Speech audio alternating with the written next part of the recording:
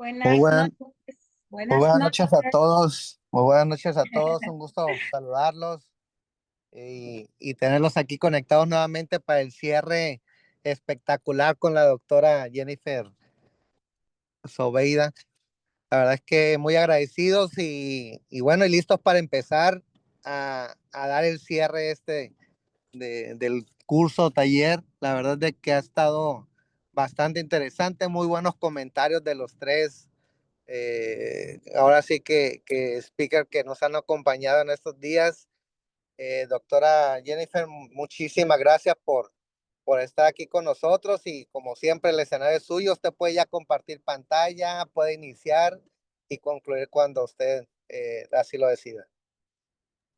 Muchísimas gracias, estimado doctor. Muy buenas noches, distinguidos colegas. Sean todos bienvenidos. Pues ya esta última etapa de capacitación, que es un tema muy importante, además bien cuando nosotros estamos involucrados dentro de este ámbito que es la investigación y la docencia.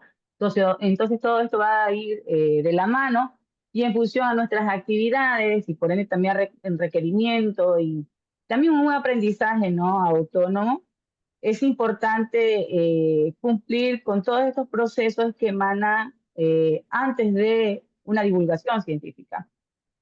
Antes de hacer la publicación pues, de nuestros trabajos de investigación, es importante tener un rigor en nuestro estudio y por ende pues estamos con este plan de capacitación que hoy día vamos a finalizar. Bueno, entonces, hemos estado haciendo mención en la sesión anterior sobre algunos puntos fundamentales en relación al trabajo de investigación, cómo debe estar esquematizado, la profundidad metodológica, la validez de la información, puede ser validez interna, externa, entre otros aspectos fundamentales. Vamos a continuar con la temática del día de hoy y asimismo pues, también vamos a hacer un poco de práctica en relación a las búsquedas de información, por ejemplo, procesos de revisión de pares, entre otros. ¿Sí? Entonces, avanzamos. Bueno, pues hacíamos mención en la sesión anterior sobre un punto importante que son la transparencia de la descripción de los procesamientos de la información, porque en este mismo, pues, se emana ya más bien el campo metodológico, donde se abordan, pues, algunos aspectos fundamentales que permiten, pues, a la comunidad científica replicar y validar los hallazgos pertinentes de nuestro trabajo de investigación. Déjame un poquito, proyecta, ahí sí.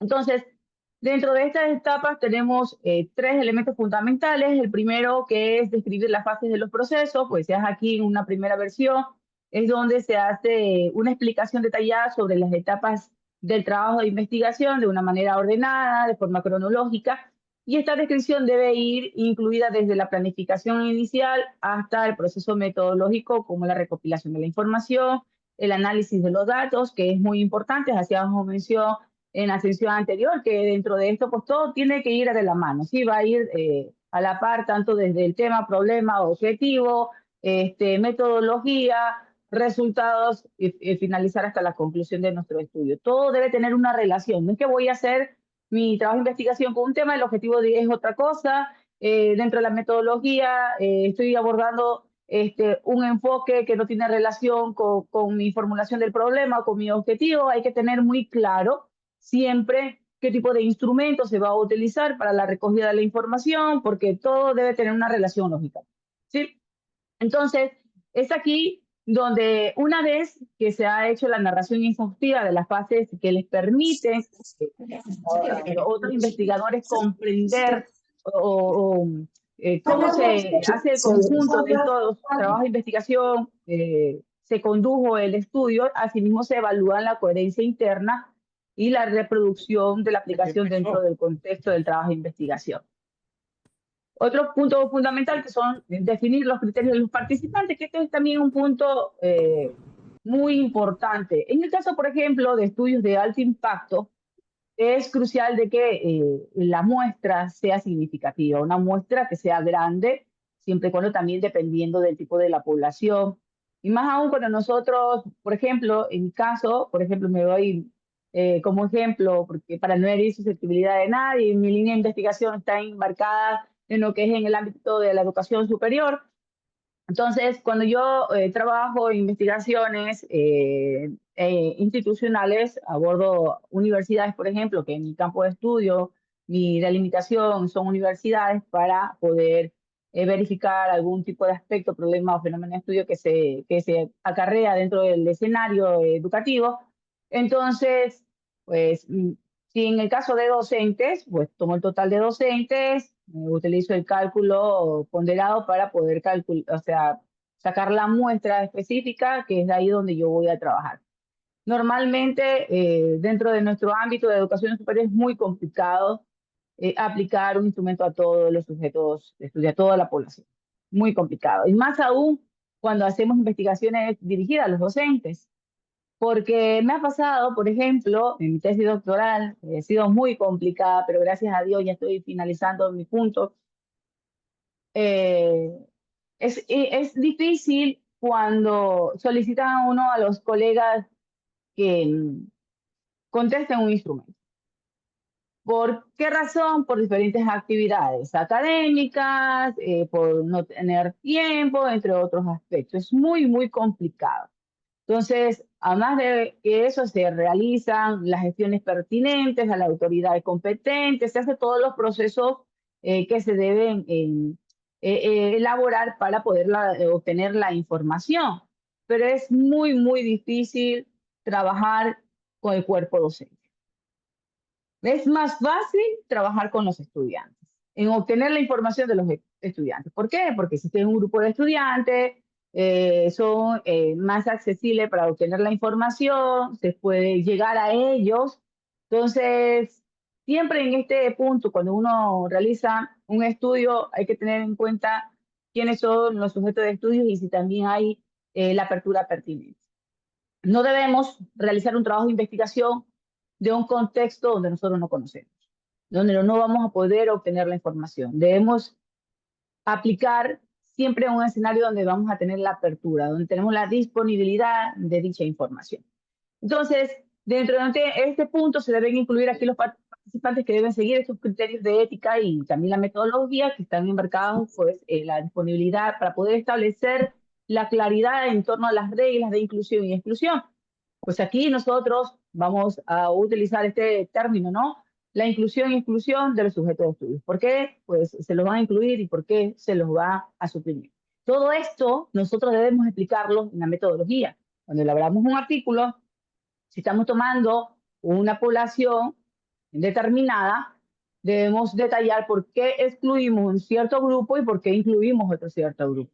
Debe haber pues una explicación bien específica, ¿sí? Entonces, se debe evitar dentro de este punto también los sesgos de la selección que permite contextualizar los resultados, especialmente pues, en términos de la validez externa, y además también la práctica, que es un punto fundamental que respalda los principios de la equidad de la investigación y también protege la integridad dentro del proceso de muestreo. Y finalmente, pues la implementación de las estrategias de control de sesgo. Pues bueno, todo diseño de investigación está expuesto a diferentes tipos de sesgos que pueden ser distorsionados de una manera de la interpretación de los datos y por ello pues se deben describir las estrategias que se encuentren empleadas para poder minimizar o controlar estos tipos de sesgo. Entonces, estas estrategias pueden incluir, por ejemplo, como la aleatorización, perdón, pues que el uso de los grupos control, el cegamiento, pues single blink, que es el doble blink, que es el balanceo de condiciones experimentales, el control estadístico de las variables extrañas, bueno, pues algunos otros aspectos u otras indicaciones que son proactivas de posibilidades sesgos y también esta explicación de las medidas tomadas para poder mitigar las evidencias con rigor científico y fortalecer también la validez interna del trabajo de investigación. Bueno, pues ahora bien, nos vamos con la ética de la investigación, la transparencia dentro del proceso. Bueno, no es un aspecto complementario, sino también es un componente estructural dentro de los procesos de investigación científica. Aquí la aplicación de los principios éticos es fundamental. Hacíamos mención de esto cuando nosotros tomamos en consideración factores humanos, por ejemplo, elementos que que pueden herir la susceptibilidad de los participantes, los sujetos de estudio. Siempre este proceso de rigurosidad ética se debe realizar en todos los estudios, en todos los trabajos de investigación. Algunas revistas no los exigen, otras sí. Ya voy a explicar, voy a enseñar un ejemplo. Ahora que nosotros nos aprobaron una revista de alto impacto y anteriormente que he publicado también otros artículos, solicitan que se incluya dentro de la parte metodológica un apartado que indique sobre el código de ética.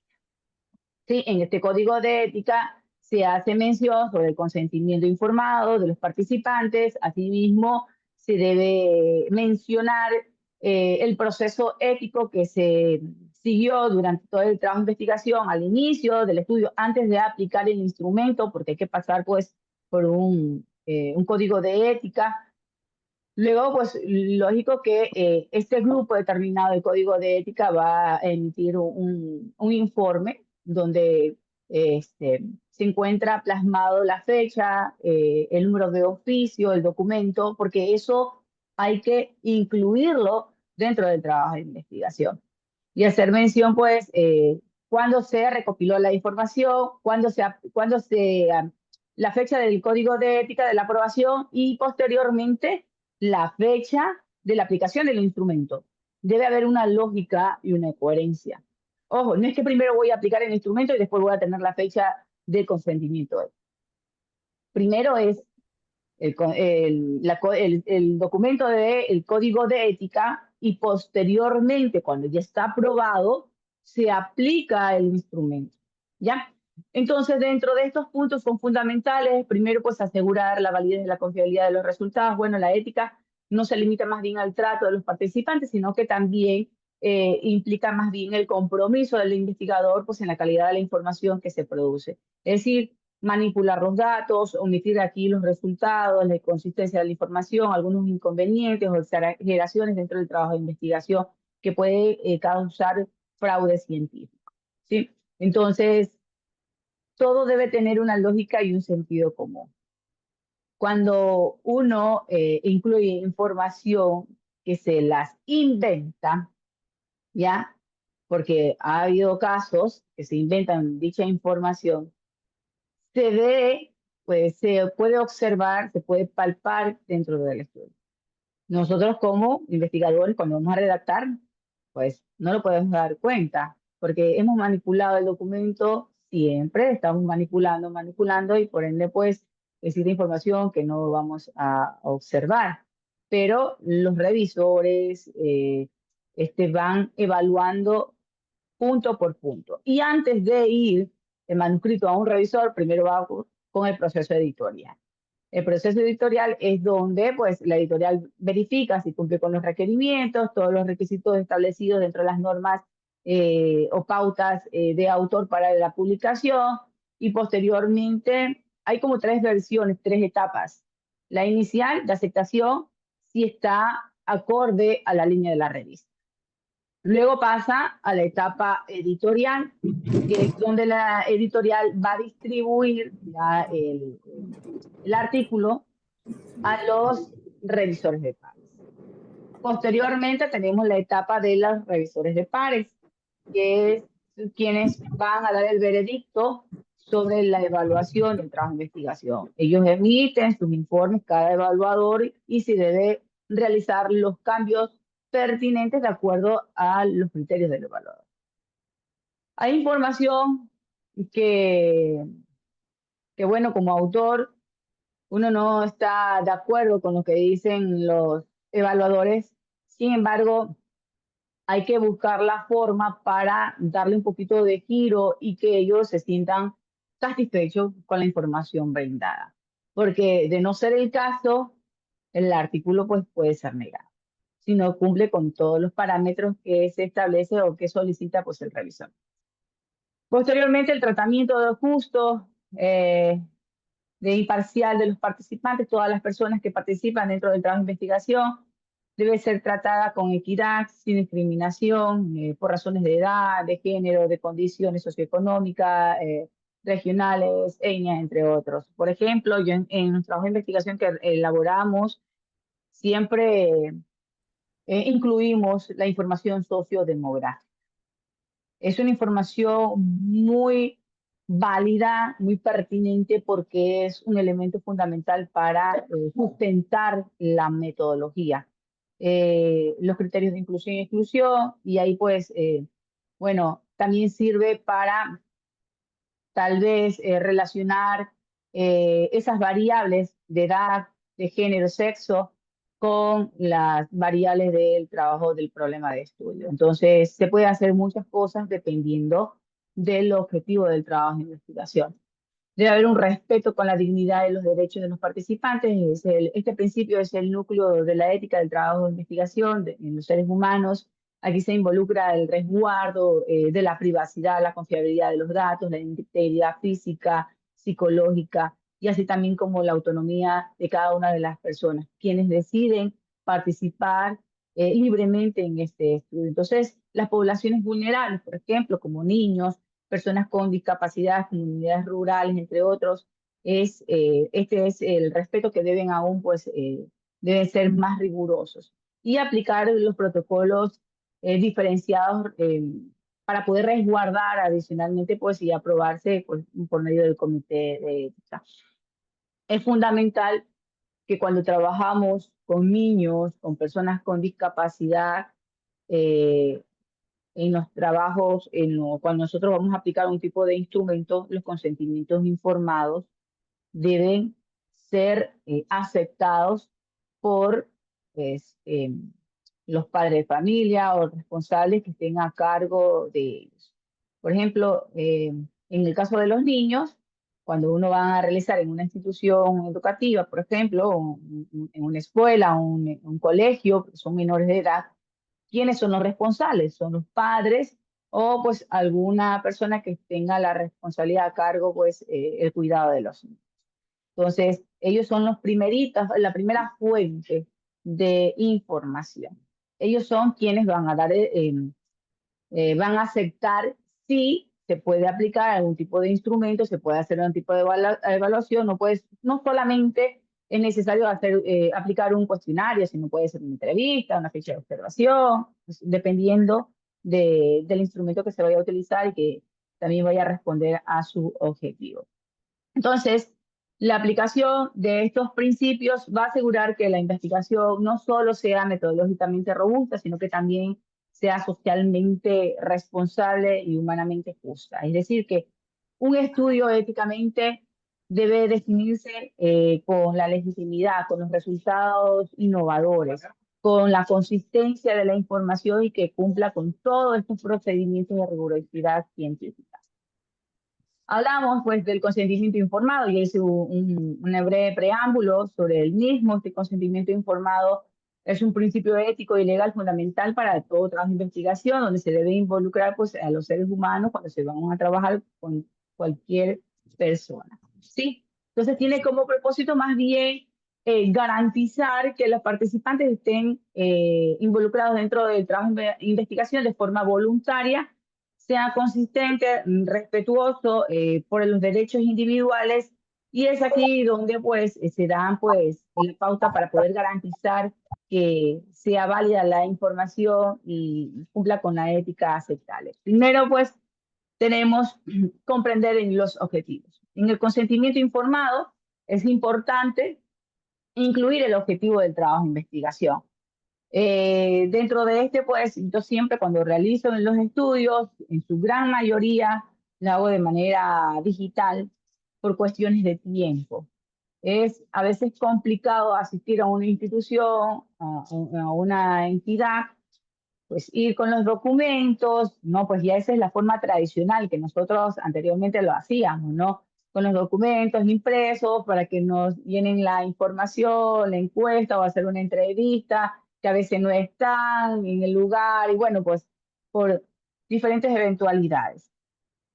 Mi forma de trabajar es realizarlo de manera digital porque en cualquier momento, en cualquier lugar pueden responder en instrumento. Sí, antes de aplicar el cuestionario, lo que hago es en la parte inicial, en la primera sesión del formulario, que lo hago en Google Form, hago el consentimiento informado. Y luego de eso, pues si los sujetos de estudios aceptan la participación, pues se avanza. Y si no aceptan, pues se envía el formulario y ellos no van a responder. Ya les voy a explicar un ejemplo. Entonces, dentro de este primer punto, pues aquí se deben hacer las implicaciones de la información, proporcionando pues aquí a todos los investigadores que deben estar la información redactada en un lenguaje accesible, sin tecnicismo, sin incluir, por ejemplo, la finalidad del estudio, pues es importante que se incluya este objetivo. El objetivo es que le va a dar pues más bien una aceptación a los participantes para poder avanzar. Luego vamos con la evaluación de los riesgos y beneficios. Toda investigación con personas que conllevan más bien estos beneficios, como por ejemplo los avances científicos, los accesos a las intervenciones educativas o mediáticas, entre otros puntos. Entonces, pero también existen riesgos potenciales que pueden ser, por ejemplo, riesgos físicos, psicológicos, sociales, legales, ¿ya? Entonces, el consentimiento informado debe presentar con honestidad en ambas dimensiones. Aquí los participantes deben tener el tiempo suficiente para poder evaluar si que deseen pues asumirlo o ocultar esta información. Dar este consentimiento informado, porque este más bien es ser un punto fundamental, bueno, que es la aceptación, ¿no? Pues dar el consentimiento es donde ellos eh, registran por escrito si pueden retirarse o no, pues eso ya se encuentra redactados en el consentimiento informado. Proteger la confiabilidad, pues bueno, pues es responsabilidad del equipo de investigación, que se proteja toda la información personal, toda la identidad de los participantes, porque aquí no se van a tomar nombres, ellos solamente la información correspondiente. Si ustedes desean, pueden inscribir un parámetro con el nombre para tener su archivo por cualquier novedad. Si a las revistas les piden la data, porque las revistas, en su gran mayoría de alto impacto, piden la data, que eso también es un punto que ya voy a hacer mención, pues deben ustedes tener toda esa información a la mano. Yo sí como trabajo, por ejemplo, por cada investigación hago una carpetita. Hago una carpetita por cada investigación y dentro de esa carpeta está toda la información correspondiente de ese estudio. Es decir, que tengo toda la evidencia de ese trabajo de investigación.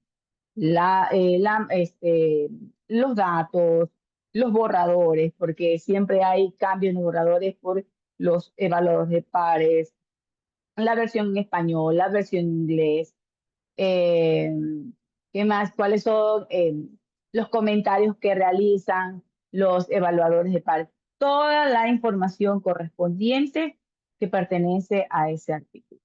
¿Por qué? Porque debemos tener la evidencia. Ya debemos tener la evidencia de todo el proceso. Las instituciones nos van a solicitar y tenemos a la mano todo. Bueno, hacíamos mención, pues en este punto creo que nos quedamos en la sesión anterior, si no me equivoco. Aquí hay un ejemplo, ya les voy a proyectar. Por ejemplo, aquí tenemos un consentimiento informado sobre un estudio.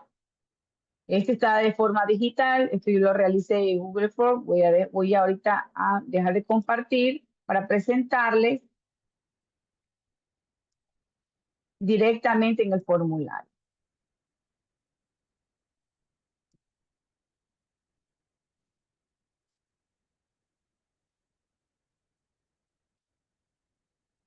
Un momentito, por favor. A ver si aquí tengo algunos.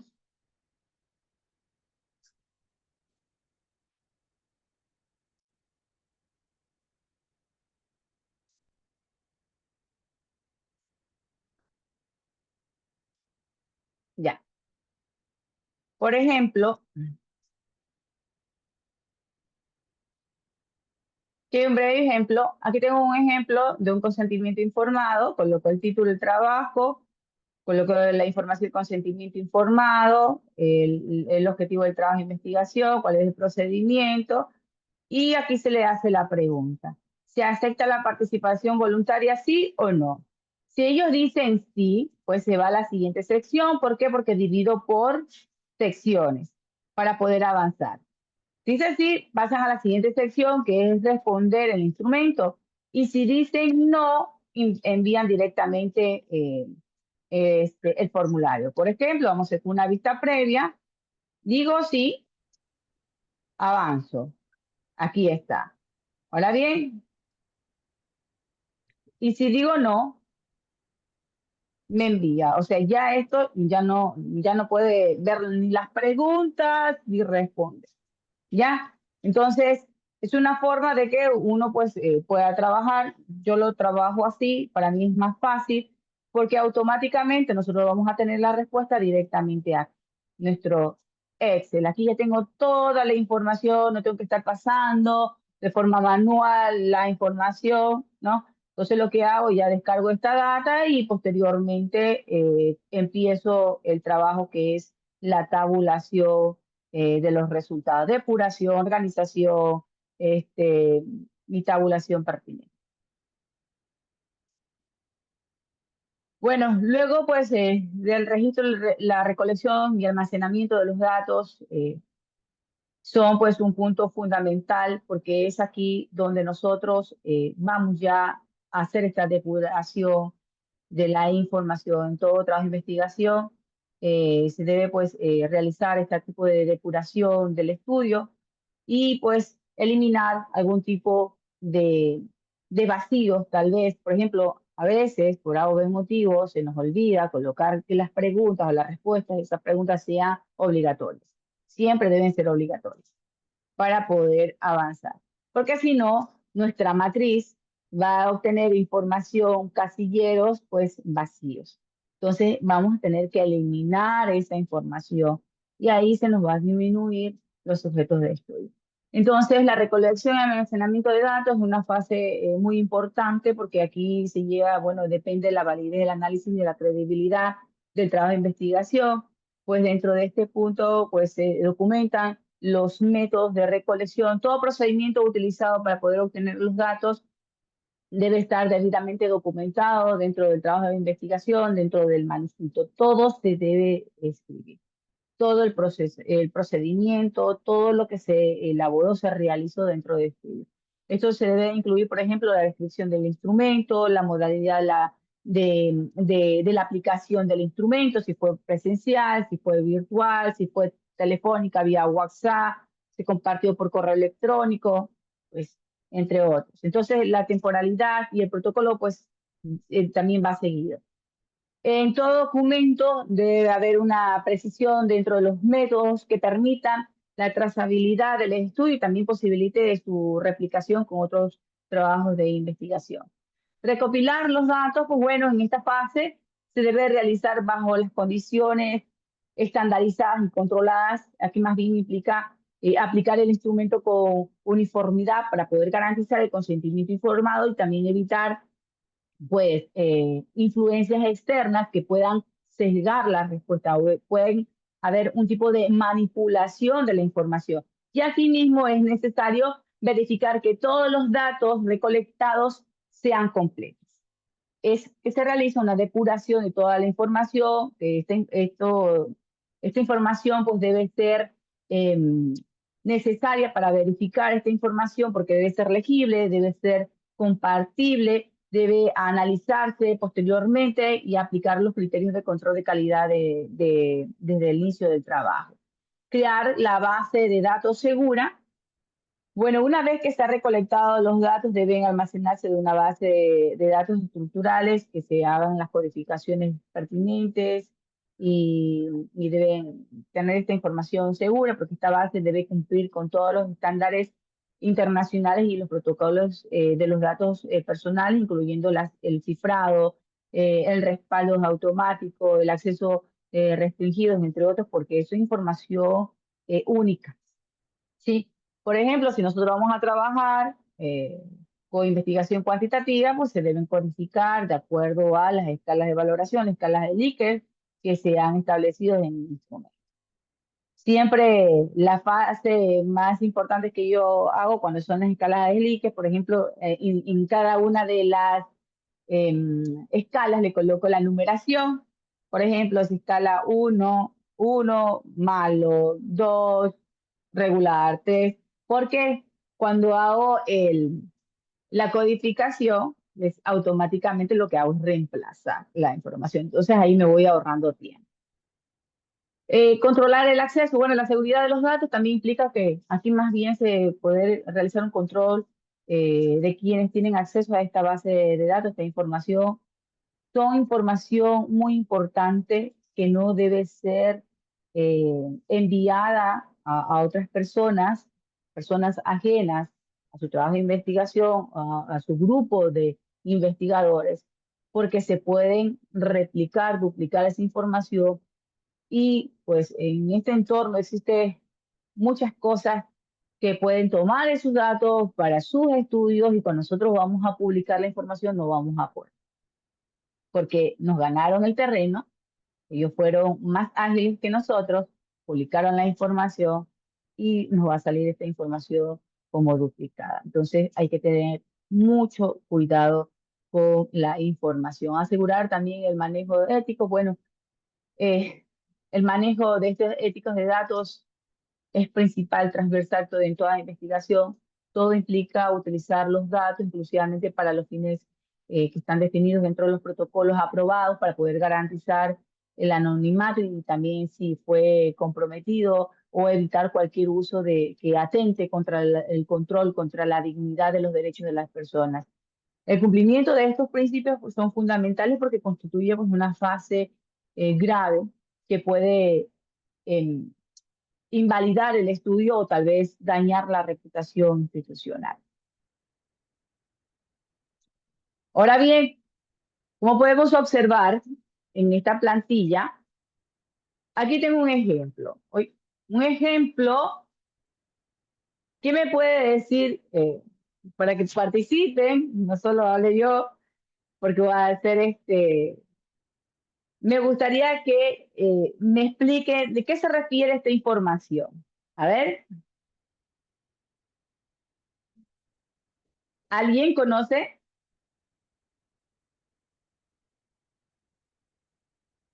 ¿No?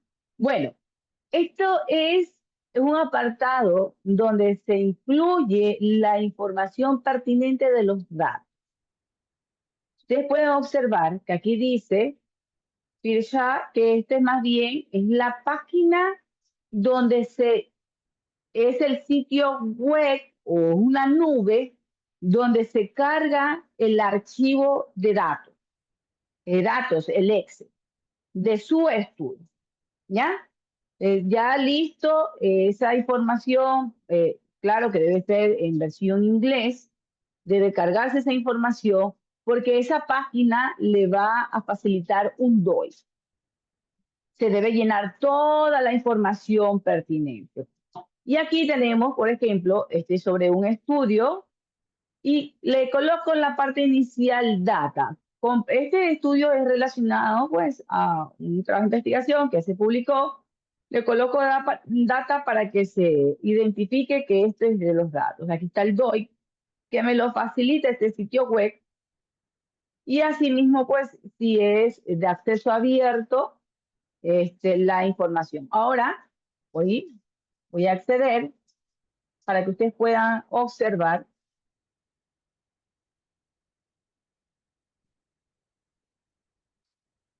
Comúnmente las revistas de alto impacto lo solicitan, en su gran mayoría. Todo depende de la revista, ¿sí? Todo depende del requerimiento. Por ejemplo, voy a iniciar.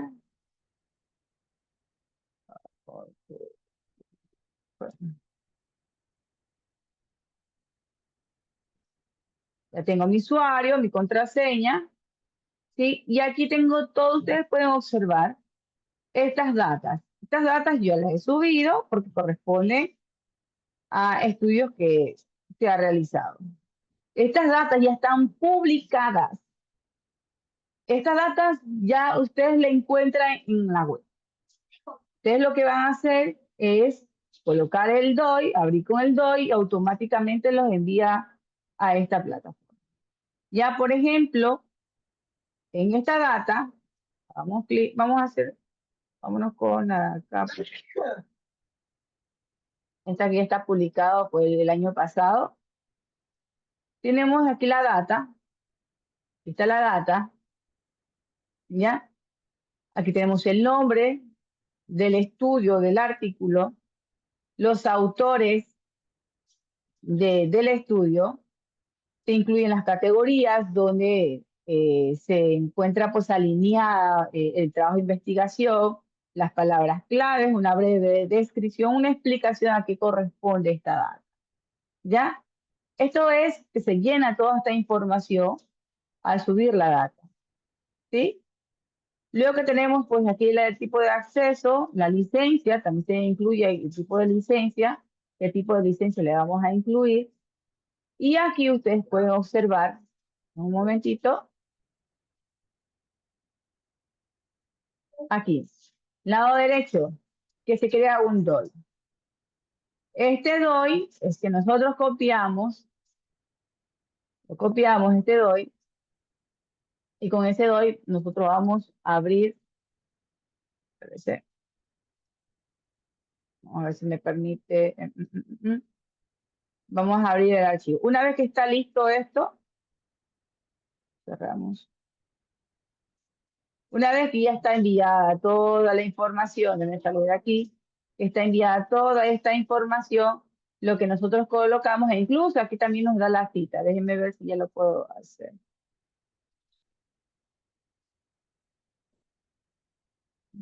Porque también lo tengo en el artículo, no lo busco en el artículo.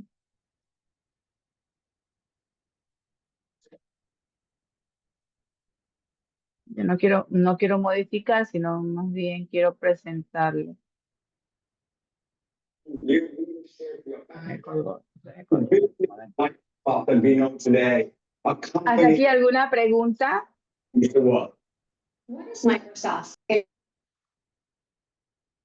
Bueno, vamos a buscar el archivo. Déjenme buscar el archivo que lo tengo yo. Publicado.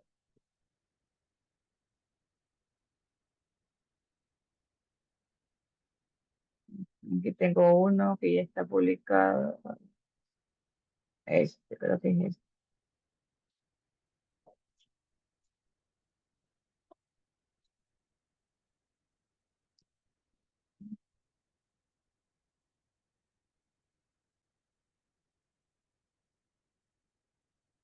Así ya me parece aquí.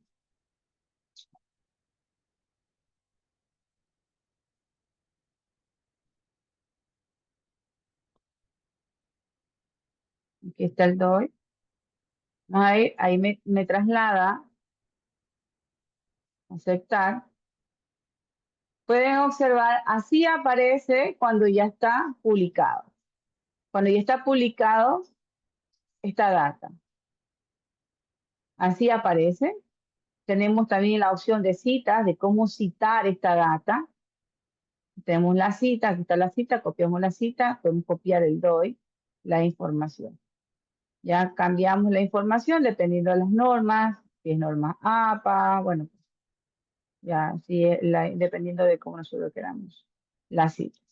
Entonces, esta información es cuando nosotros vamos a cargar nuestra data a un repositorio. Esta es la data que nosotros tabulamos en este estudio. ¿Sí?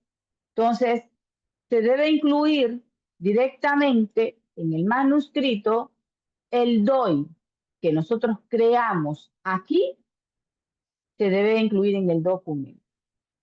Este es el manuscrito, corresponde a esa data, aquí está la información. Está el DOI. ¿Ya?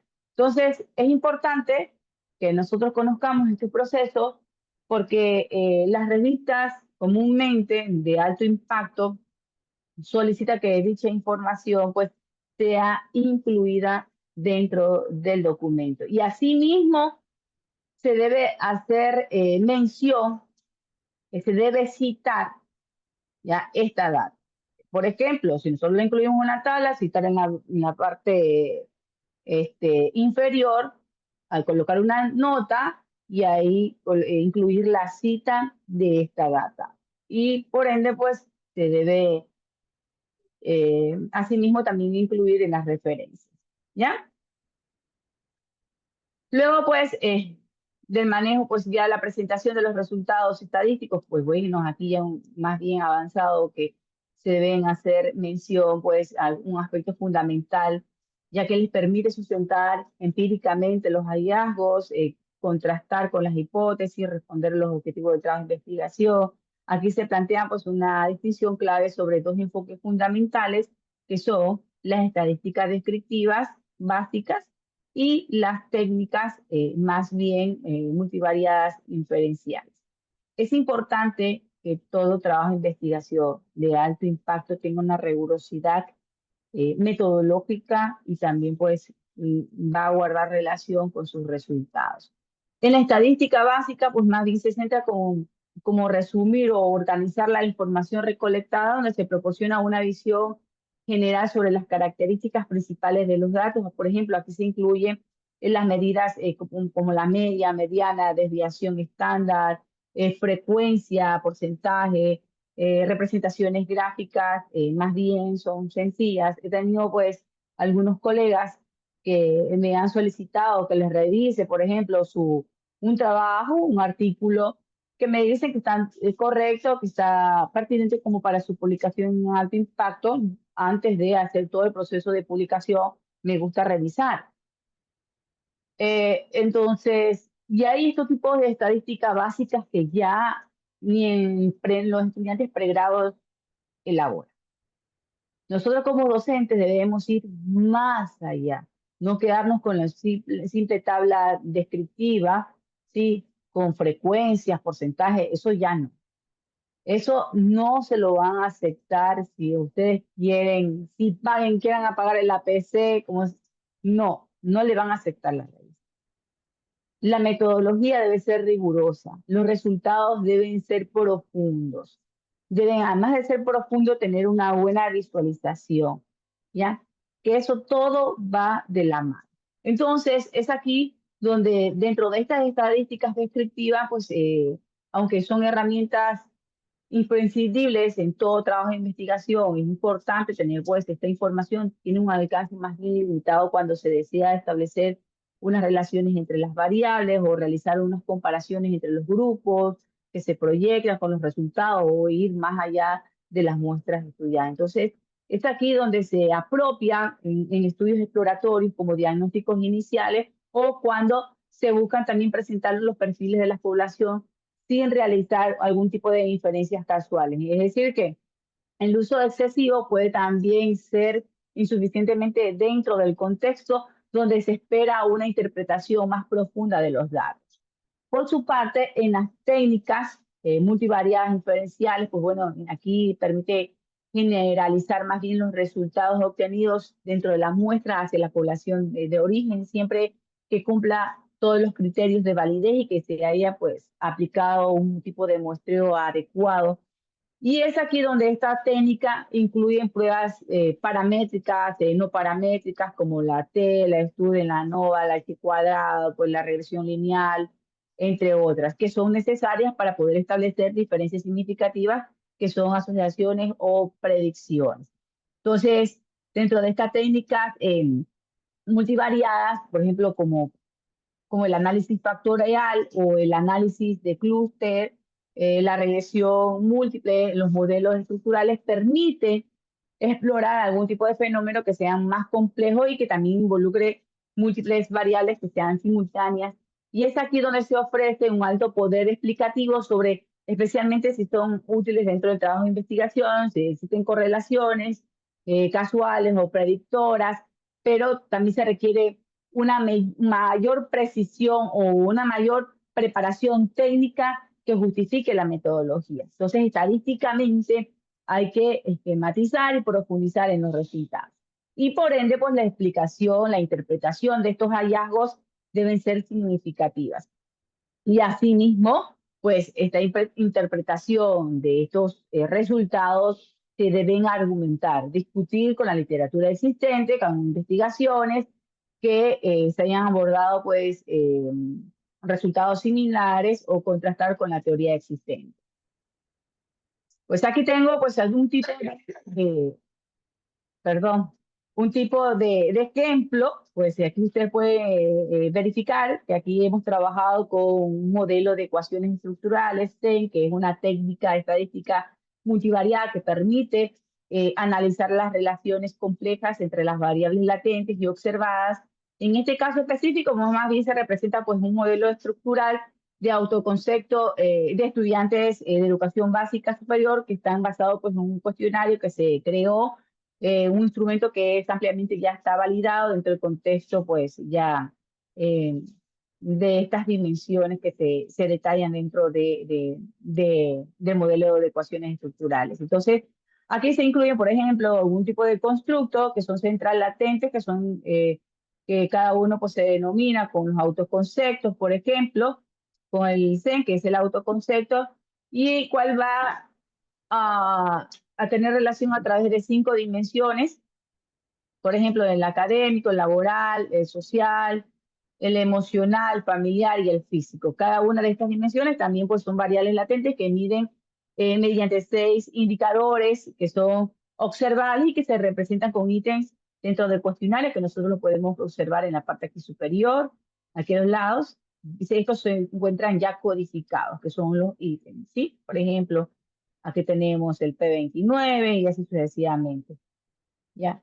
Entonces, acá tenemos pues el nombre de la figura, que este tipo más bien representa unas características de modelos de medidas, modelos confirmatorios, de aquellos factores en los cuales, por ejemplo, los óvalos representan las variables latentes y los rectangulares son las variables observadas. Y las flechas, pues bueno, son las unidirecciones que indican las relaciones que se representan con cada uno de los constructos de observados, ¿sí?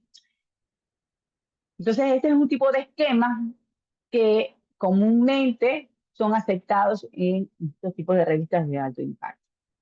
Si ven la representación, no existe muchas aquí palabras, solamente los ítems. ¿Por qué se colocan aquí los ítems? Porque dentro del instrumento, lógico que hay que detallar en los resultados. Por ejemplo, en este caso nosotros lo hicimos en un resultado, en la forma inicial, detallamos el esquema, el modelo, y posteriormente realizamos una tabla con todas las preguntas. La P1, ¿cuál es la pregunta de la P1? Y así sucesivamente, porque debe estar las preguntas en el estudio. No es que voy a hacer unas codificaciones y por ningún lado se va a encontrar el instrumento. No, si una vez ya se detalla en los resultados las preguntas, posteriormente ya no las vamos a detallar las preguntas si nuestro resultado lo amerita. Lo que vamos a hacer es incluir las codificaciones, porque inicialmente nosotros ya escribimos y explicamos que P1, cuál es la pregunta de P1, la P2, así pregunta 2, P3 y así sucesivamente.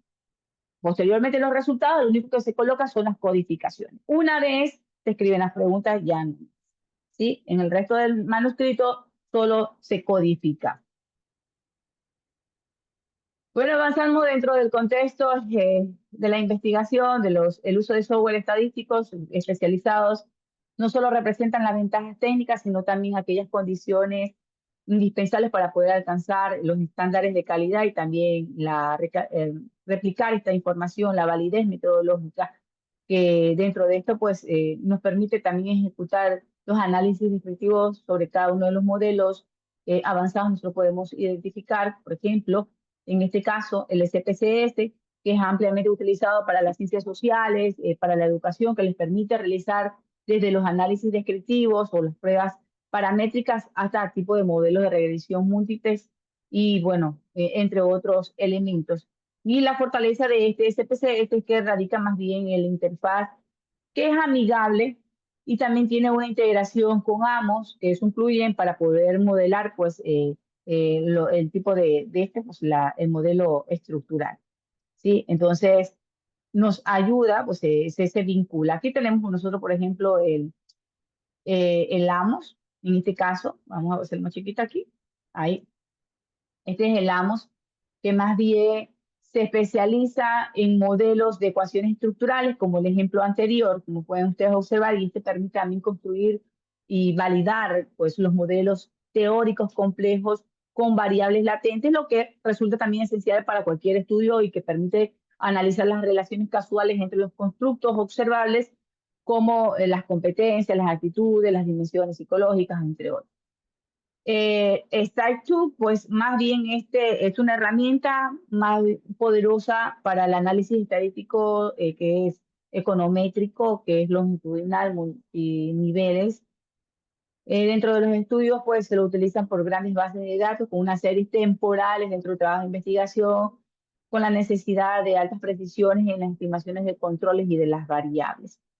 Además, también tenemos el R, pues ustedes no sé si lo habrán escuchado, que es un lenguaje de programación estadísticas de códigos abiertos que ofrece una máxima flexibilidad y también una alternativa para, recomendada por investigadores con conocimientos técnicos avanzados.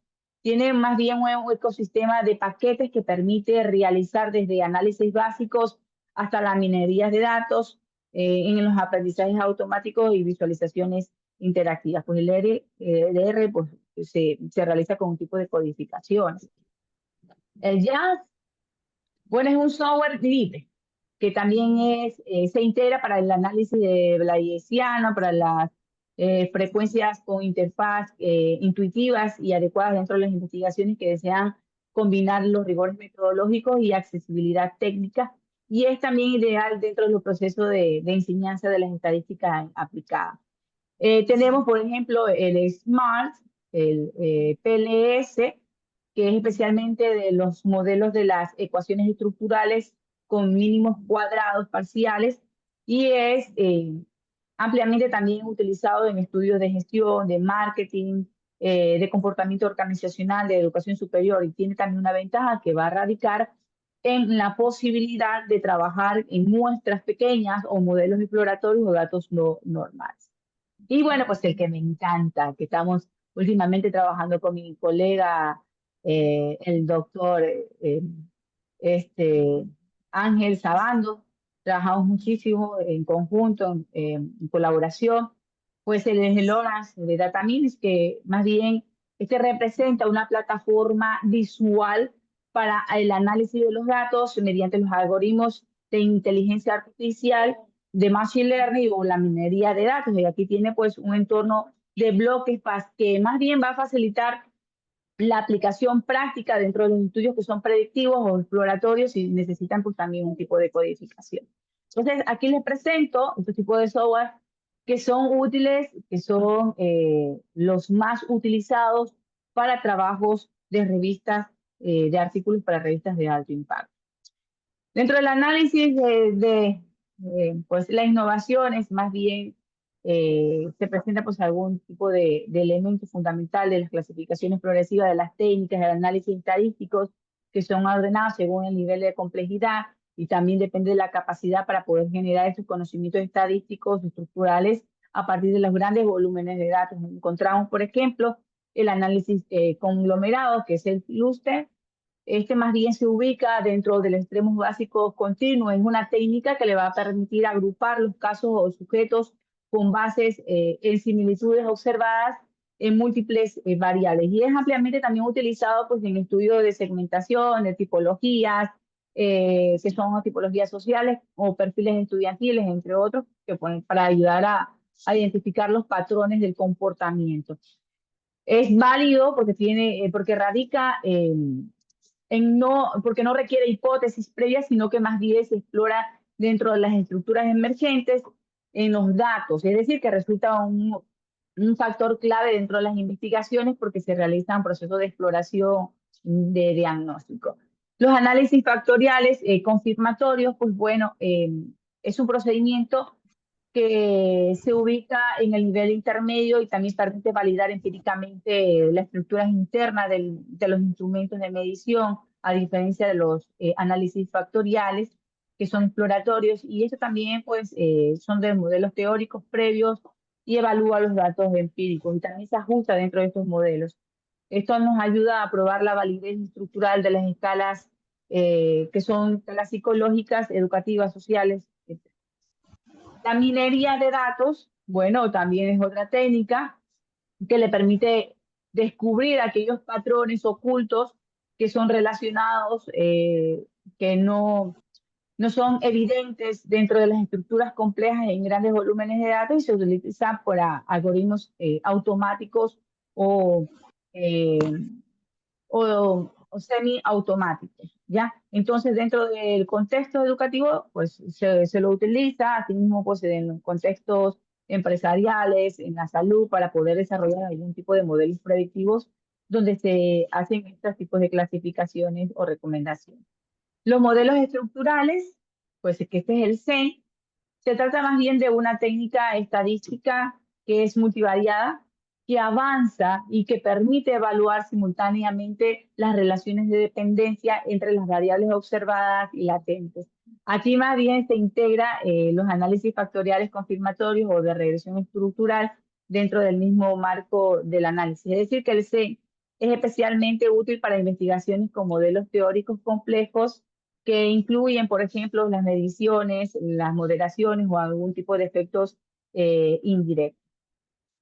Y por último, pues tenemos también el análisis de las trayectorias, que es situada por los niveles más avanzados y que permite analizar el comportamiento de las variables a lo largo del tiempo para poder identificar las rutas, las tendencias o cambios significativos. Dentro de las visualizaciones de los datos, pues que es una herramienta fundamental para poder facilitar la comprensión, interpretación y la comunicación de los hallazgos científicos. Es aquí que se los permite traducir los resultados cuantitativos, que son más complejos, en representaciones accesibles, sin sacrificar la precisión analítica. Es decir, que existen tres elementos fundamentales, tres componentes esenciales que se deben tomar en consideración. Por ejemplo, el gráfico dinámico, la representación clara y también las tablas de control. En caso de gráfico dinámico, por ejemplo, que son representaciones visuales interactivas que permiten explorar los datos que son de múltiples niveles y a diferencia de los gráficos estadísticos, esto también ofrece pues, una posibilidad de filtrar o ampliar o desagregar pues, dicha información en tiempo real, lo que resulta especialmente útil para estudios longitudinales o múltiples variables que son en base de categorías. Entonces, esta herramienta, por ejemplo, tiene como tableros o incluso modelos de visualización como el R, el Python, que van a facilitar este tipo de creación de los gráficos, donde se les permite el usuario realizar una interacción de estos datos para poder descubrir los patrones relacionados emergentes de una manera profunda. En las representaciones más bien claras, bueno, aquí uno de los principales fundamentos es la visualización de la claridad de las gráficas. Debe ser pues unas gráficas atractivas que tengan un buen nivel de imagen, deben tener pues ser bien presentadas, el diseño visual debe priorizarse la legitimidad, la organización lógica o eliminar algunos elementos que son distractores dentro de los gráficos, no llenar mucho la gráfica, hacerlas muy recargadas porque eso también distrae la mirada a los lectores. Entonces los gráficos innecesariamente recargados, por ejemplo, con leyendas, que son confusas o con tipos de escalas que son mal definidas pueden obstaculizar la comprensión de los hallazgos e incluso también los resultados de forma estadística. El Black Box, que es el tablero de control, este es una herramienta visual integrada que permite monitorear el tiempo real de múltiples métricas que son claves para la forma simultánea y son especialmente útiles para el tipo de investigaciones aplicadas en estudios de intervención o de procesos de evaluación institucional, donde es necesario poder observar estos indicadores dinámicos y tomar también decisiones que sean basadas en evidencia.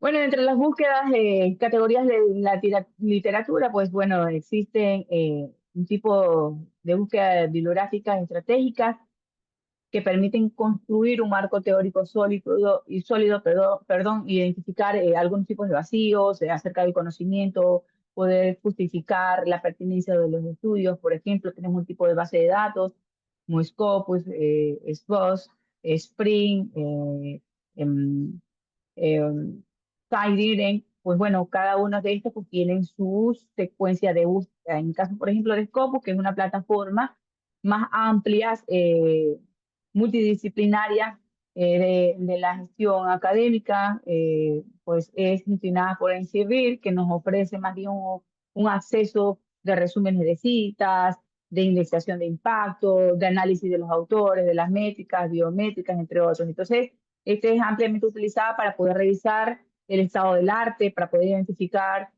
a los autores líderes, para seleccionar las revistas adecuadas de alto impacto, para realizar el tipo de búsqueda de motor. Tienen un motor de búsqueda que les permite utilizar, por ejemplo, a los operadores eh, booleanos, que son mediante filtros por áreas temáticas, por años, por afiliaciones institucionales, entre otros. Entonces, es una herramienta esencial de forma sistemática y que ustedes pueden buscar documentos que sean pertinentes para poder citar y incluir en su trabajo de investigación. Eso lo voy a explicar más adelante.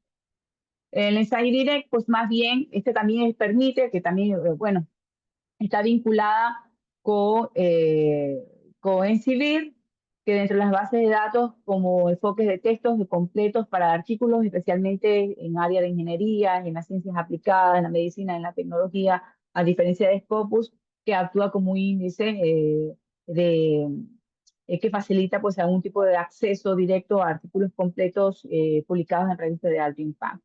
Spring, pues también es una base reconocida por su amplitud, por la información pertinente, por el contenido, por las ciencias naturales o las ciencias de la computacional, la tecnología, la medicina, la área de educación, bueno, pues también es multidisciplinar. Y esta proporciona capítulos de libros académicos, manuscritos, colecciones temáticas y tiene también un valor agregado de la diversidad de formatos que se utilizan para poder contrastar los contenidos.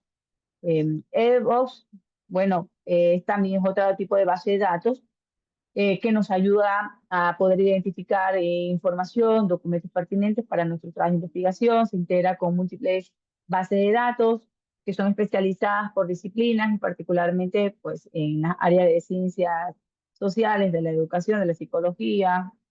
Tienen también una interfaz que les va a ayudar a buscar simultáneamente con varias bases como el ERIC, el Academic, entre otros, pues porque les va a facilitar el acceso a la literatura especializada, a otro tipo de trabajo como tesis, documentos, entre otros. Bueno, aquí vamos a un punto importante. Ya creo que estamos casi en la etapa final. Esta es la aplicación de los operadores de los booleanos que les hacía mención. Cuando nosotros queremos buscar información, documentos, digamos, por ejemplo, en Scopus, sobre a un tema de estudio sobre una palabra clave. Que nosotros incluimos, por ejemplo, en Scopus, con codificaciones pertinentes, aquí traje un ejemplo para poder incluir ya para que desde ahorita vamos a hacer un proceso de búsqueda. Entonces, tenemos un tipo de operaciones que resalta pues para poder codificar o realizar pues algún tipo de búsqueda. Por ejemplo, tenemos el AND, que es operador de registro de búsqueda, que recurre también únicamente a los documentos que contienen términos especializados.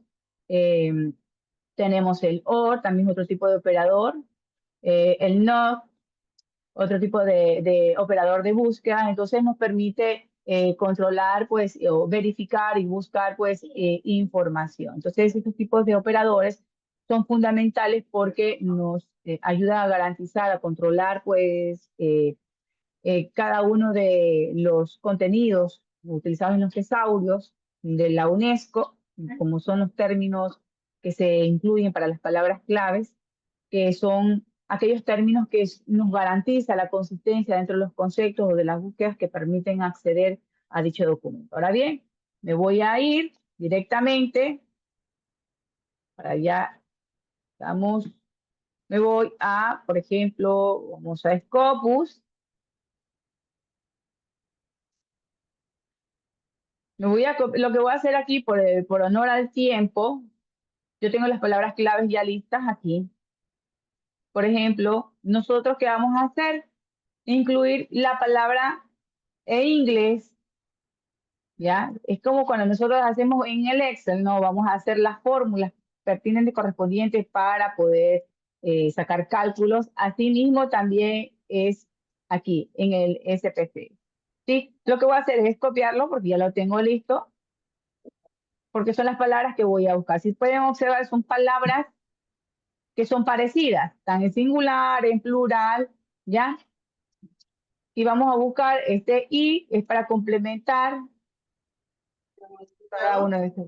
Voy a seleccionar, voy a insertar, son las palabras claves, ¿sí? Son las palabras que yo necesito. Voy a buscar estudios, o trabajos, artículos que hablen sobre estas palabras claves, ¿ya? Entonces me voy aquí, coloco artículos, títulos, palabras claves, resúmenes, para que me busque la información. Voy. ¿Ya? Como ustedes pueden observar, aquí tenemos Si está listo, le llevo. ¿Sí o todos no? los artículos, con colega, micrófono, todos los artículos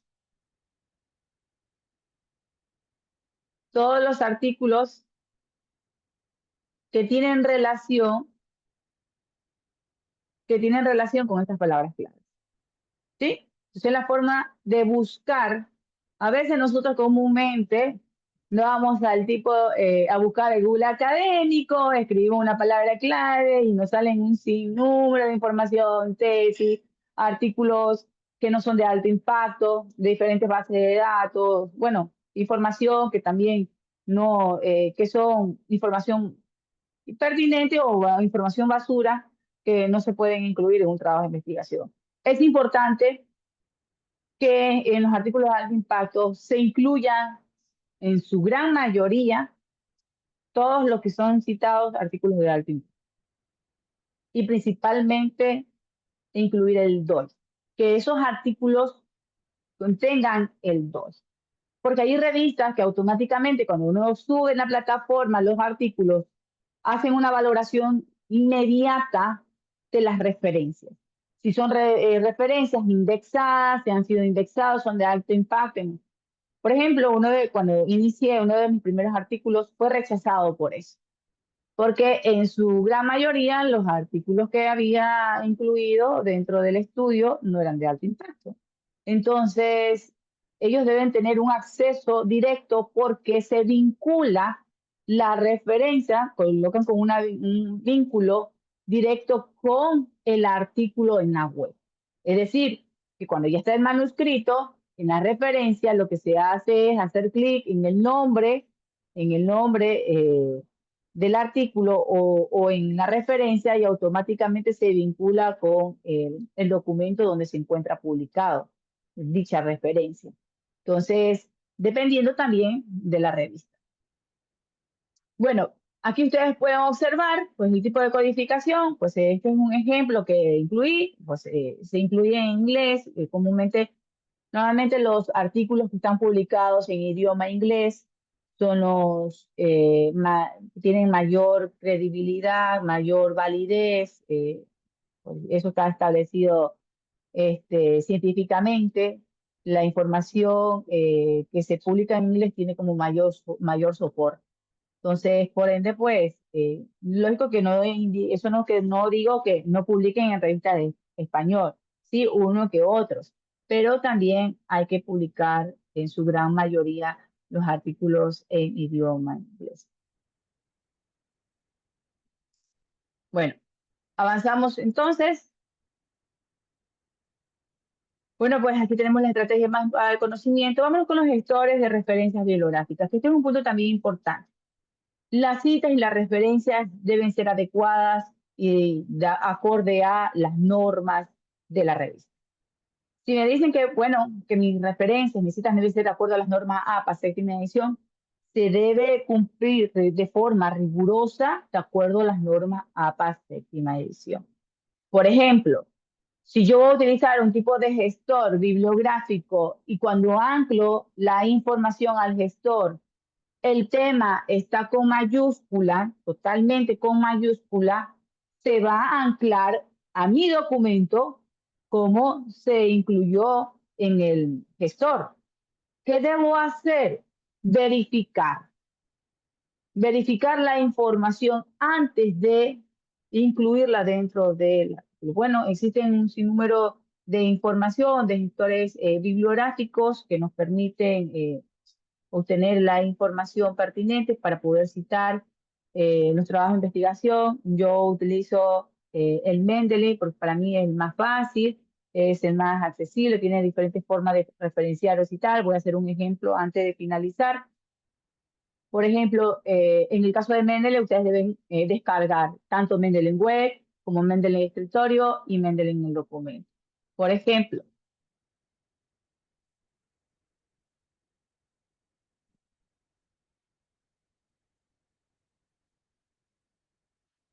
aquí tenemos un documento. Ustedes pueden observar que en la parte de referencias se encuentra el icono de Mendeley. ¿Sí? En el escritorio, por ejemplo, aquí tengo el icono de Mendeley. ¿Sí? Y asimismo, en la web, acá arriba en la parte superior, tengo el icono de Mendeley. ¿Ya? Entonces, es uno de los gestores que yo utilizo. Pueden utilizar el Zotero. Bueno, existe un sinnúmero de gestores. Esto es una versión gratuita. El Mendeley para mí es muy fácil. Yo lo que hago comúnmente para evitar algún tipo de error o de horror en mi trabajo de investigación, lo que hago es que, por ejemplo, yo lo que copio es el DOI. Ustedes pueden observar, copio el DOI del artículo. Me voy al Mendeley en escritorio. Yo trabajo con el del escritorio. Ya, abro el Mendeley en escritorio. Un breve ejemplo. Lo voy a hacer de forma manual, porque si lo hago automático, a veces uno se confía con la información que nos presta, nos facilita la web. Y no es así. Uno debe revisar la información. Entonces voy a añadir de forma manual, incluyo aquí el DOI, lo busco, automáticamente lo busca, pueden ustedes observar, y aquí me va anclando ya la información. Bueno, ¿qué me voy a quedar con esa información? Tengo que revisar si está bien, si están los autores bien. Por ejemplo, aquí tiene el apellido, y tienen que ser acorde a el documento. Ya, perfecto. Entonces, debo verificar la revista. Muy bien, ya está la información. Listo, está lista la información. ¿Por qué debo revisar? Porque hay revistas que publican los nombres de los autores todo en mayúscula sostenida. Y eso me lo jala el Mendeley tal y cual como sale publicado. Entonces me va a salir aquí todo con mayúscula, el tema todo con mayúscula. Entonces uno debe escribir, corregir, ¿sí? Porque no se debe escribir todo con mayúscula. ¿Ya? Hay que saber también las normas de forma manual para poderla utilizar también con un tipo de gestor. Entonces la agrego ya, aquí tengo la información, le hago clic, por ejemplo, en este panel derecho me aparece ya la información pertinente del artículo. Ya no va a tener URL, ¿por qué? Porque tiene DOI. Esto es lo que más me importa, el DOI. El DOI es lo que más me importa a mí en un artículo de alto impacto. ¿Sí? Entonces, lo que voy a hacer es, incluyo, vamos que, digamos, por ejemplo, la ventaja del gestor es que yo puedo cambiar la cita de acuerdo a mi conveniencia. Por si yo no publico en una revista que sea de normas APA y sea de otro tipo de normas, yo puedo cambiar las normas aquí. Por ejemplo, donde dice referencia, voy a cambiar, ya no quiero normas APA, utilizo la IEE, la acepto. Entonces me voy en referencia, voy a hacer clic, acepto, hago clic, inserto la referencia, la cita, y miren, de acuerdo a las normas IE, aquí está mi cita, que es numeración, ¿ya? Entonces voy a insertar mi referencia, acá abajo, y aquí está la referencia. Si yo quiero que esta no sea la IE, que sean las normas APA, entonces yo voy a cambiar, voy a buscar las normas APA, automáticamente se me cambia. de acuerdo a la norma que estoy solicitando. Entonces estoy cumpliendo con la rigurosidad. En este caso, por ejemplo, ustedes pueden observar que aquí está un apellido, otro apellido y Ali. ¿Se dan cuenta? ¿Cómo dice la norma APA cuando están pues de 3 o más autores?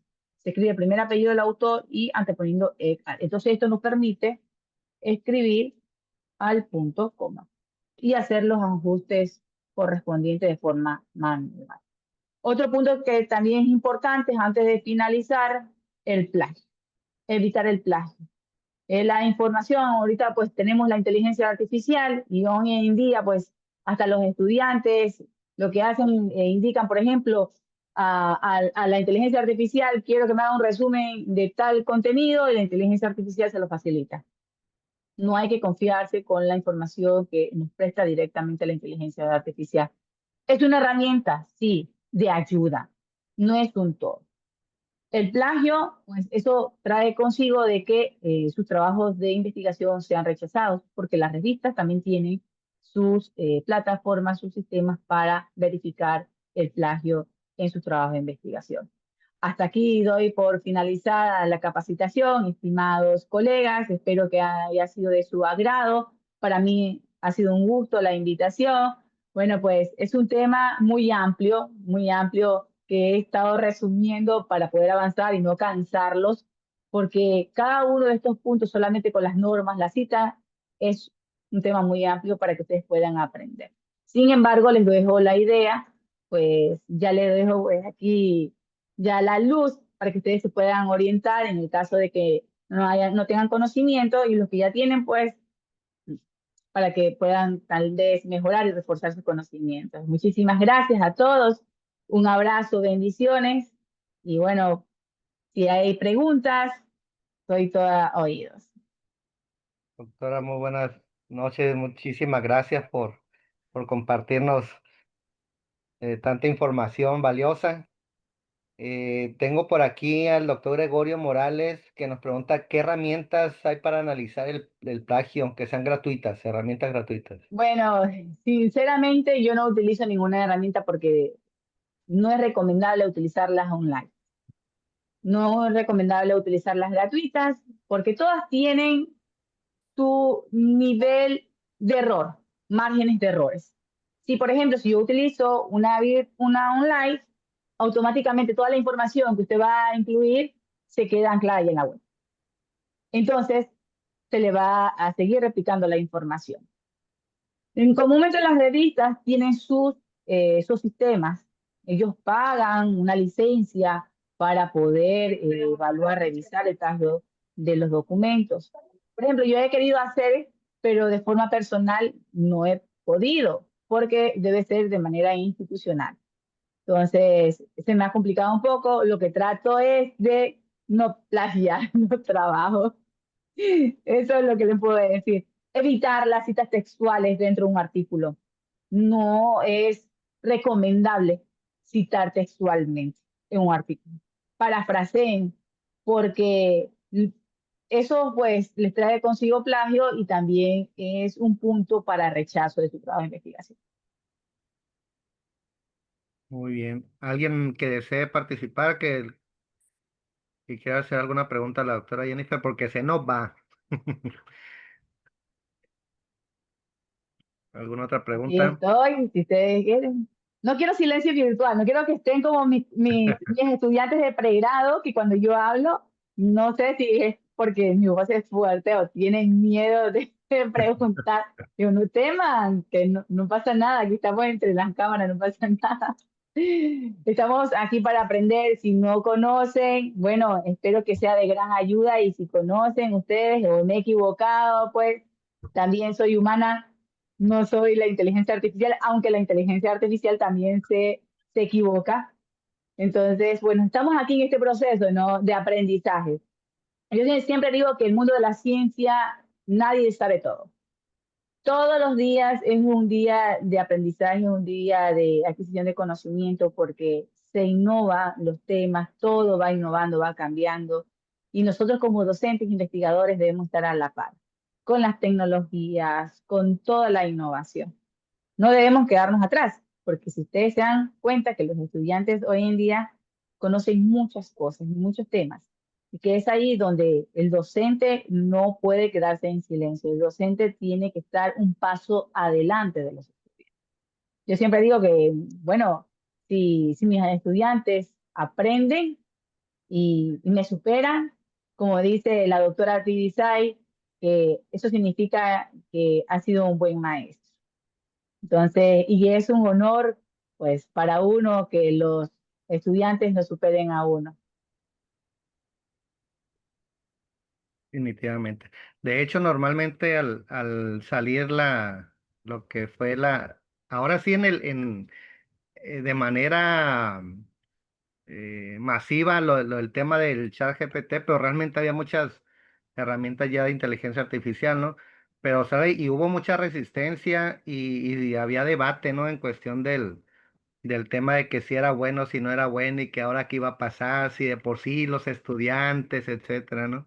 Entonces yo siempre hacía alusión al tema de cómo había resistencia de la máquina de escribir cuando pasó a la máquina de escribir eléctrica, después a las computadoras, luego a los celulares y en cada uno de ellos ha habido resistencia, en todas. Exacto. Sin embargo, pues hemos tenido que aprender a hacer uso de ellas como herramientas, como bien menciona, ¿no? Como le digo a mi estimado doctor, nosotros los docentes debemos conocer el uso, Claro, manipularla, claro, conocer los errores, qué es lo que presenta, porque es ahí, si ya nosotros manejamos, la conocemos qué contenidos ofrece, ¿ya? Y qué errores o horrores gramaticales también ofrece.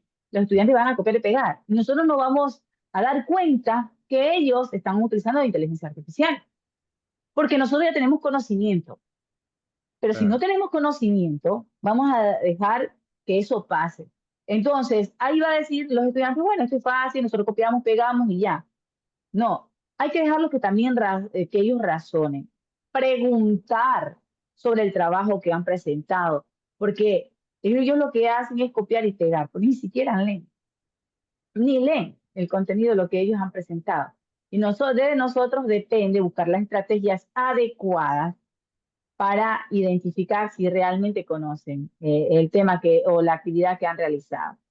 Porque hay que dejarlos que ellos también desarrollen su pensamiento crítico, porque si no, pues vamos a hacer un mundo con un robot, no vamos a hacer puro robot, nosotros las personas también somos muy mecánicas, que a veces hacemos consecutivamente la misma actividad y con eso nos quedamos y no avanzamos en el aprendizaje. Es correcto. Por ahí tenemos al doctor Osvaldo Castellanos. Dice, excelente doctora, saludos a todos desde Venezuela. ¿Qué garantiza Gusto. que las temáticas presentadas de carácter innovador sean realmente conocidas por los revisores? Es decir, más que de estructura, algo del tema de fondo. Bueno, las revistas lo que hacen es trasladan los papers a aquellos investigadores que hayan publicado sobre el tema fin, Ujú. sobre esa línea de investigación. Por ejemplo, si yo que no he publicado sobre odontología y no conozco sobre profundidad del tema, ellos no me van a enviar esa información, porque esa no es mi línea. ¿Sí? Entonces, ellos tienen una base de datos. Todos los que nosotros salimos todos los autores que publicamos en Scopus, sale en nuestro registro. En Scopus están nuestros datos, y todos nuestros artículos. Y lo que ellos hacen es una búsqueda exhaustiva sobre el tema de estudio. Y ahí es que aparecen nuestros nombres. Porque si no aparecen, no nos van a compartir. Ya, por ejemplo, yo trabajo mucho sobre competencia digital docente, hemos trabajado también sobre algoritmos, inteligencia artificial. Entonces, como ven que son temas ya comúnmente publicados por uno como investigador, entonces ahí a nosotros nos invita. Últimamente me invitaron a realizar un trabajo que es de forma general, pero se utilizaba pues algoritmos automáticos y hemos estado trabajando con eso.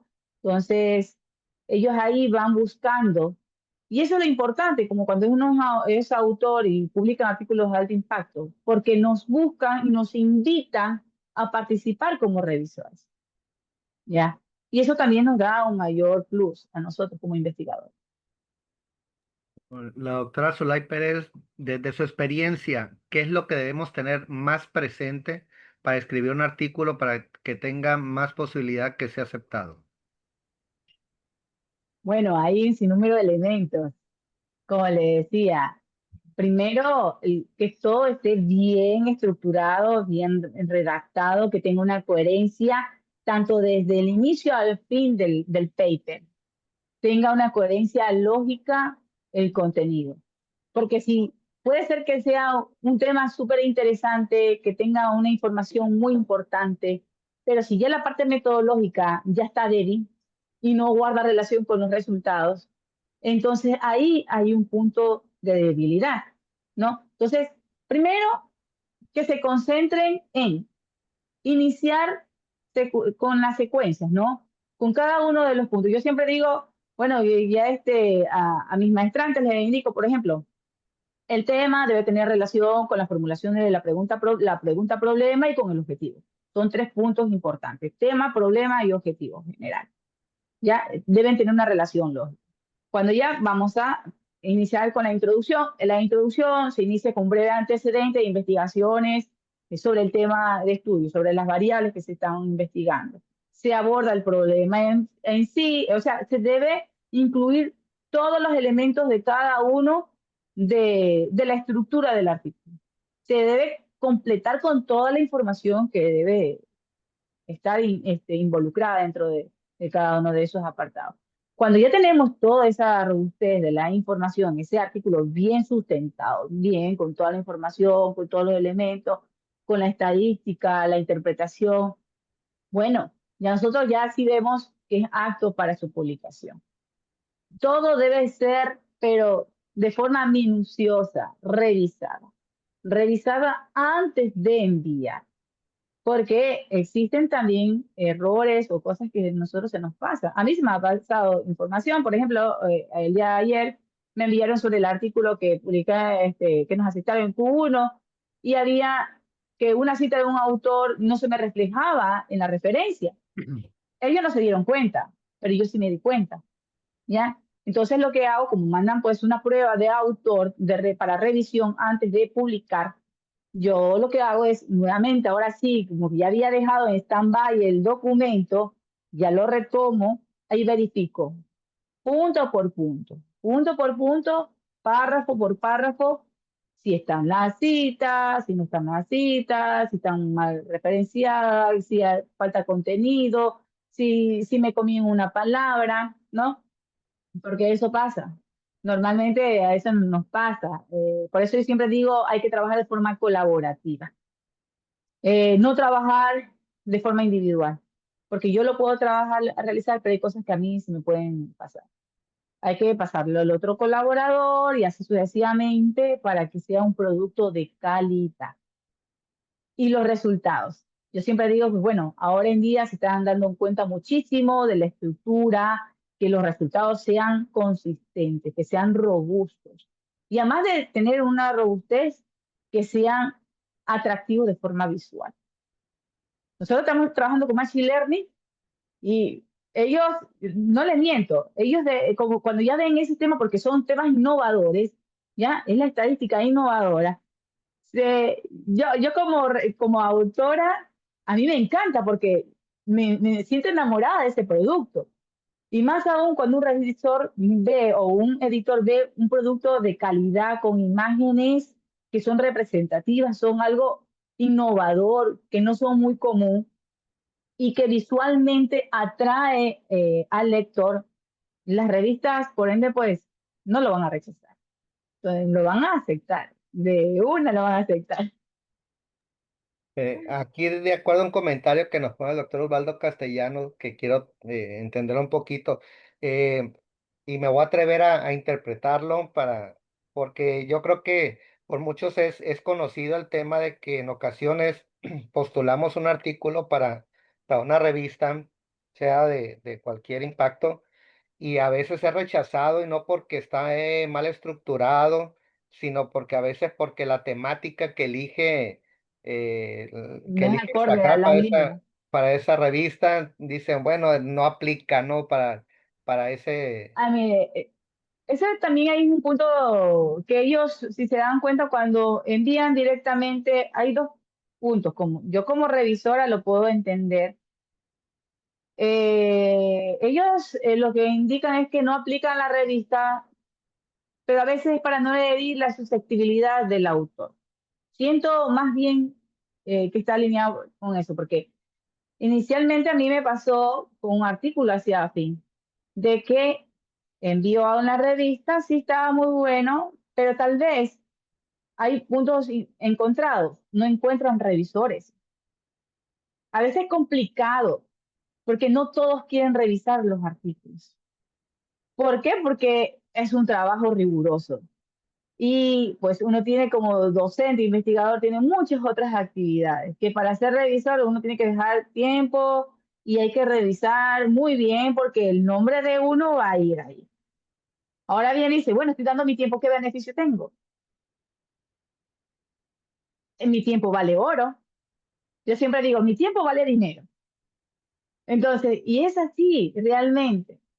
Puede ser por cuestiones de estructurales, del contenido, puede ser tal vez de la temática, hay diferentes factores, pero, por ejemplo, a mí yo pasé un artículo que sí era de acuerdo a la temática, pero tal vez no les agradó, o pues ahí me quedé yo stand-by, ¿qué pasó aquí?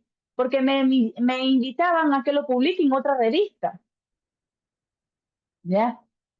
Que no era acorde a la línea de la editorial, que lo publique en otra revista. Entonces, ahí como investigador uno dice, bueno, me está diciendo que lo publique en otra revista. Entonces, ¿qué debo hacer? No lo voy a enviar tal como está, debo mejorarlo. Ya no es que me rechazaron esta revista y lo voy a enviar a otra. No, tomen nuevamente ese producto, retómenlo, verifiquen qué información, porque puede haber una información sesgada, una información que falta. Hay que mejorarlo, porque siempre los trabajos hay que mejorar. Se lo sustentan mejor, con más información. Entonces, para que ya no tenga ese rechazo en otros tipos de revistas que lo vayan a enviar. Entonces, así, por ejemplo, yo he enviado a revistas y por que ellos no consiguen revisores, todavía no me pasan a la etapa de revisión el artículo. Me lo tienen ahí stand-by. Entonces, son puntos que, bueno, yo como autora puedo decir, pero no soy editora, pero es de acuerdo a mi experiencia. Muy bien, la doctora María Labrador pregunta, ¿qué revistas en inglés recomienda para publicar artículos del área de ciencias sociales? Bueno, existen sin número de revistas. Hay que verificar. Ese también es un punto que hay que verificar. No todas las revistas se pueden publicar.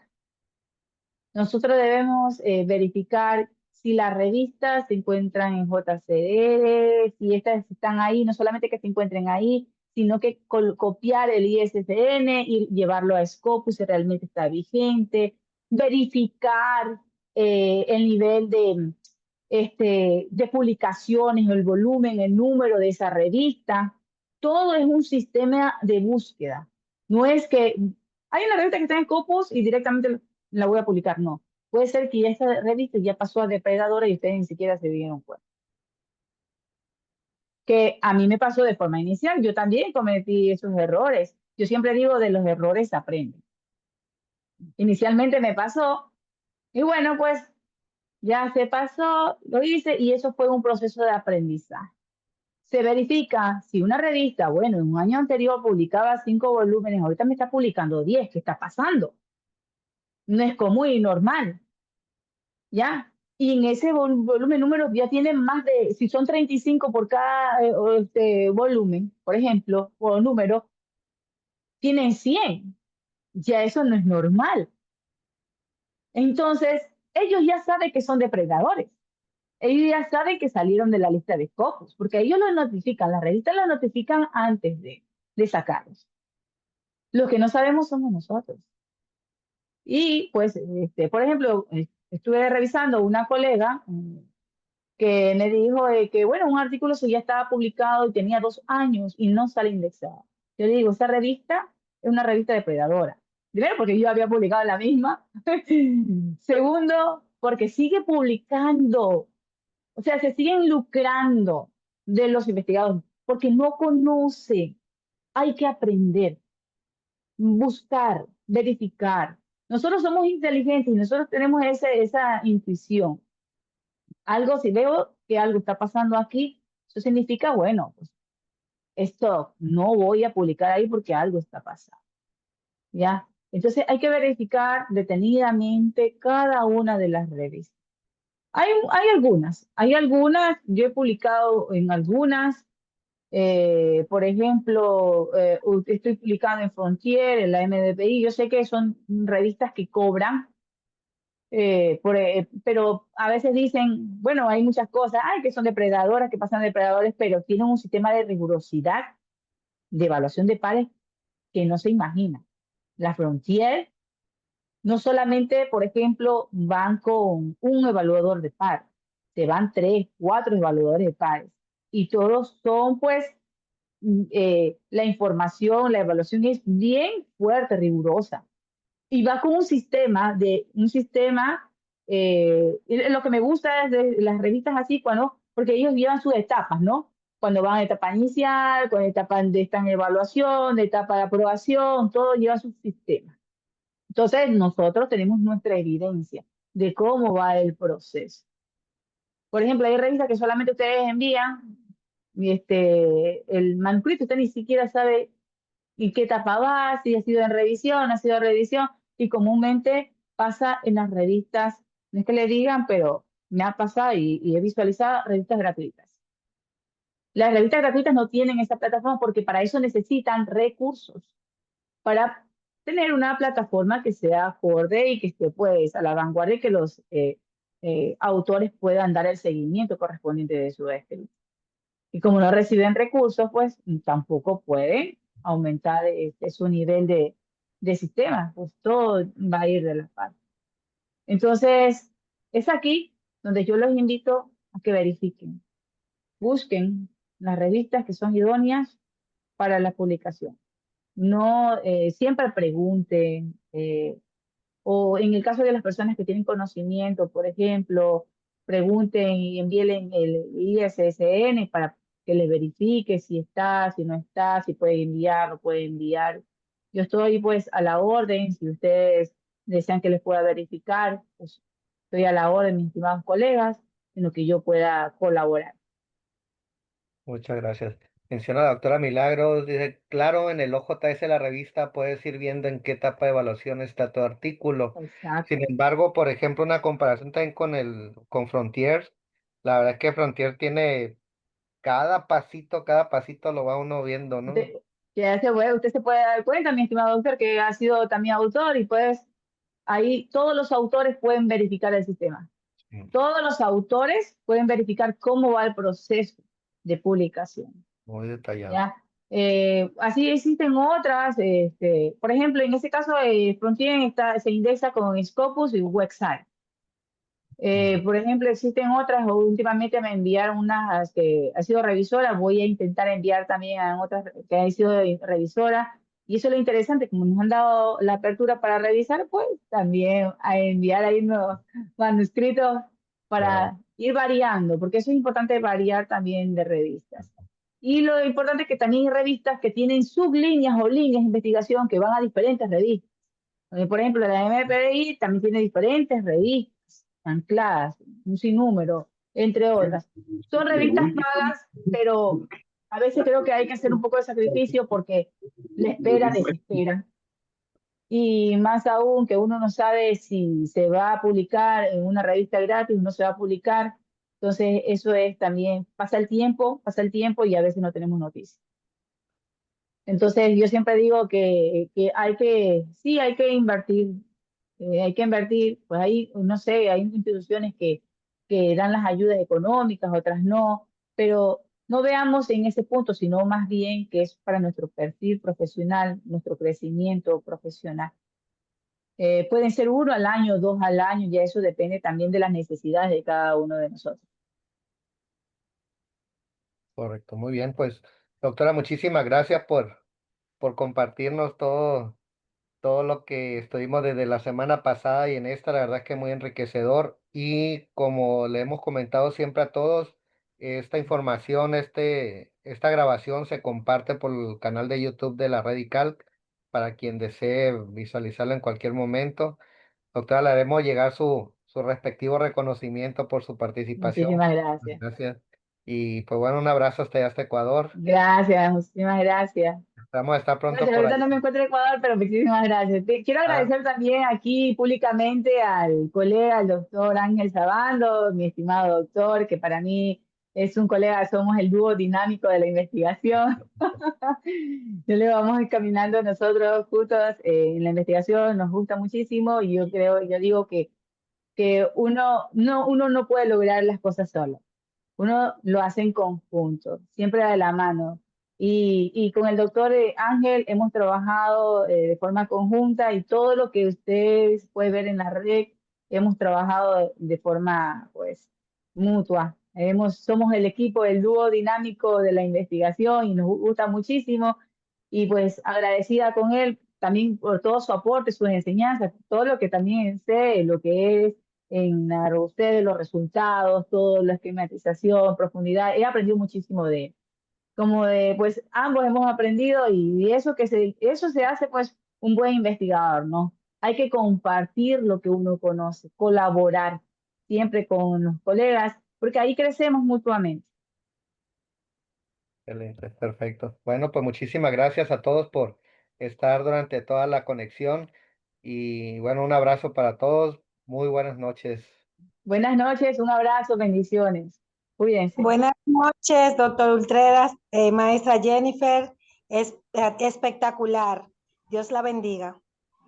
Muy amable, muchísimas gracias. Un abrazo, bendiciones, cuídense. Bye. Desde Venezuela,